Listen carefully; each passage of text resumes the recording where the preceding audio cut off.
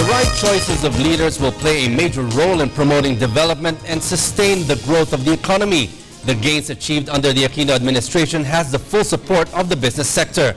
Elected officials for Congress and local government units are players in making the Philippines more attractive to investors. Tonight we are joined by Mr. Sergio Ortiz, Chairman Emeritus of the PCCI, to share with us how newly elected officials can make the Philippines more competitive in a global economy. Good evening, sir, and welcome to NewsLife. Good evening. Sir, is the private sector happy with the results of the elections? Well, in general, I think they are satisfied with the results and the winning candidates. And I think barring the glitches in the PICOs, I think in general, unless something comes out that we didn't know yet, in general, we are satisfied with the election. How do you see the winners? Are they business-friendly, those elected to the Senate? Well, many of them are really old-timers and have been working with us for economic reforms.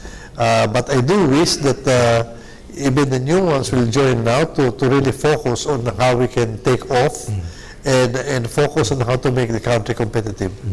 So now, looking at that, sir, a major concern of the private sector is the cost of doing business here in the Philippines. What can Congress do to cut red tape? In the competitiveness ranking, the Philippines scored very low. How can we improve, and what legislation is needed? Well, any legislation, I think, towards improving business would at the end of the day will be going towards employment. No? I think number one is we have to address the cost of fuel, the cost of power, and the red tapes, as you mentioned. I think we should to still cut down a lot of the processes that are unnecessary that our neighbors have already successfully cut down, even in licensing and even in registering companies, and even closing down of companies is very difficult here in the Philippines, and therefore really aim for more efficiency, especially in the local governments. Yeah, so now talking about the local governments, we see there's some problems there. What reforms are needed for businessmen to invest, especially in the countryside? The local governments term of office, especially the mayors, are really short. And many of them are really short-sighted in the sense that they would like to take as much income from businessmen rather than encouraging long-term business to prosper in their community. And therefore, one example, for instance, will be the registering of of new companies. I think they should really cut down the process and make it short, make it easier, and make it cheap. Do not impose too much taxes or fees so that they let them prosper first before trying to make any short-term income from them. So now, looking at the rationalization of fiscal incentives, this was not passed in the 15th Congress. This is a of the President. What are the benefits to the private sector? Well, number one, we are very late in attracting foreign direct investment. I think we're not competing even with countries like Cambodia and in Myanmar. We're even behind them in attracting foreign direct investment. And there is really need for us to improve our competitiveness in this area. There's still a lot of hubs that we have to flatten in order to be able to do this.